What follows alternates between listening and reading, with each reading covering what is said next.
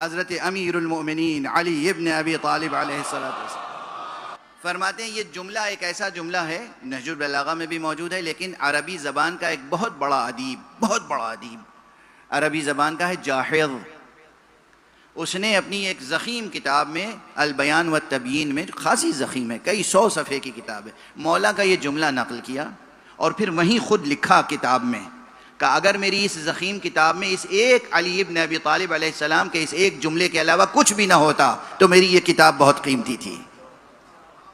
اور اس جملے کا موضوع یہی ہے، انسان کی قیمت۔ امام نے فرمایا ہے قیمت کل امرئ ما یحسنہ، ہر انسان کی قیمت وہ ہے جتنا علم اس کے پاس ہے۔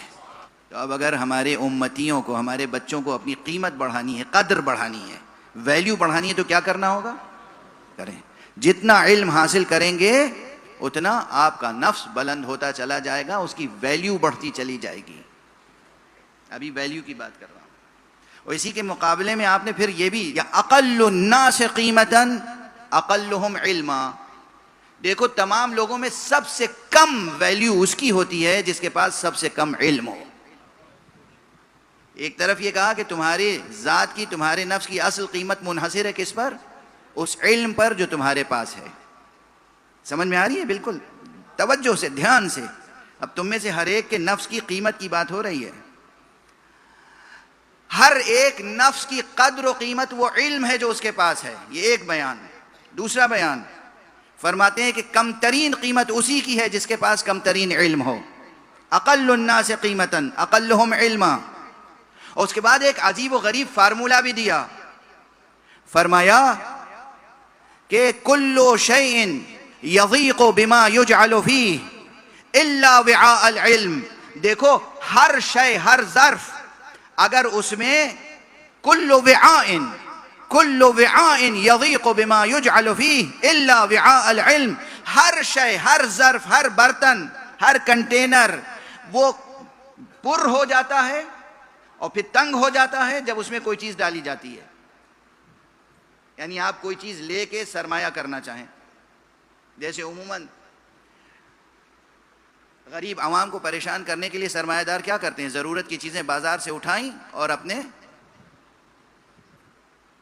یہاں اس کا ذخیرہ کر لیا، بازار سے غائب، لیکن ایک جگہ ذخیرہ ہے۔ مگر ان کے بھی ذخیرہ کرنے کی ایک حد ہوتی ہے، کہیں نہ کہیں جا کے پھر ہار جاتے ہیں۔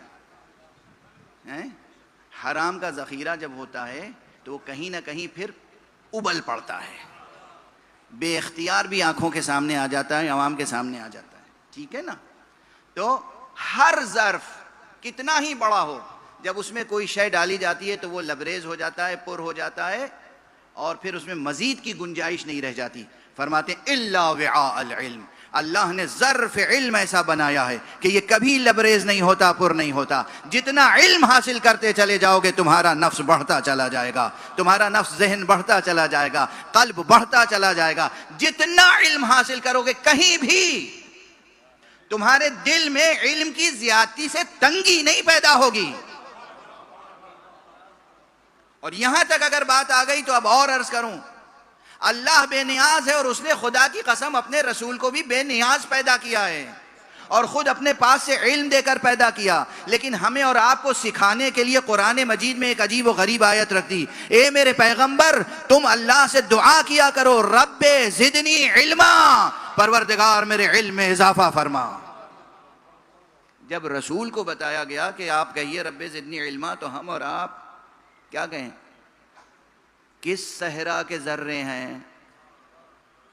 ارے وہ دیہاتی مثل بھی کہہ دوں تو کوئی حرج تھوڑی ہے، زبان میں ہے، کس کھیت کی مولیاں ہیں کیا ہم اور آپ؟ ہیں کیا؟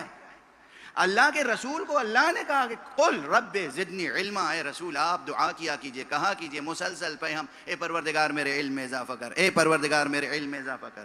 اور ہمارے ہاں کیا ہو رہا ہے؟ علم سے غفلت۔ علم سے غفلت ہوگی تو کوئی امت تشکیل نہیں پا سکتی، آپ مرتضیٰ کے امتی نہیں بن سکتے۔ تمام دنیا کی لذتوں سے منہ موڑ کے بس ایک چیز حاصل کرنے کی کوشش کریں، اور وہ ہے علم اور معرفت۔ اور اس علم اور معرفت میں جو لذت ہے اس کا آپ کو ابھی اندازہ نہیں ہے، لیکن جب لذت کا اندازہ ہو جائے گا تو پھر کوئی چیز اس کے مقابلے میں اچھی نہیں لگے گی۔ علم کی لذت ہوتی ہے، لذت، مزہ، علم کی لذت ہوتی ہے۔ اور آپ کو اگر سمجھانا ہو تو ایک مثال سے سمجھا دوں، بات کرنے میں بھی کوئی مزہ ہوتا ہے؟ بالکل نہیں۔ لیکن اگر بات ذکر اہل بیت کی ہو تو آپ کا ذوق اس کی لذت سے آشنا ہے یا نہیں؟ لذت سے آشنا ہے یا نہیں؟ لذت ذکر علی سے آشنا ہے کہ نہیں؟ لذت ذکر حسین سے آشنا ہے یا نہیں؟ مجلس میں اس سے زیادہ مانوس اور اس سے زیادہ بڑی مثال نہیں دے سکتا میں۔ یہ مانوس بھی ہے اور حقیقی مثال ہے۔ جیسے ذکر کی لذت ہے نا، تو ذکر ہے کیا؟ عین علم، یہ علم کی لذت ہے۔ علم کی ایک بہتر لذت ذکر میں ہے۔ تو یہ جو دنیا کے جتنے علم ہیں ان میں بھی لذت ہے۔ میتھمیٹکس پڑھنے میں بھی لذت ہے اگر ذہن مانوس ہو جائے، فزکس پڑھنے میں بھی ایک لذت ہے۔ ارے بھوک پیاس بھول جاتے ہیں اچھے ریسرچر، اچھے اسٹوڈنٹ، جب وہ کوئی پرابلم سالو کرتے ہیں۔ تو علم حاصل کرنے کی لذت پیدا کر لیں، مزہ پیدا کر لیں، اور پھر علم حاصل کریں۔ دیکھیے دنیا میں کوئی بھی نسل، کوئی بھی قومیت، کوئی بھی قبیلہ آپ کے مقابلے میں ٹھہر نہیں سکے گا۔ اللہ آپ کو دنیا پر برتری عطا کرتا چلا جائے گا۔ تو ابھی تک تو بات ویلیو کی تھی۔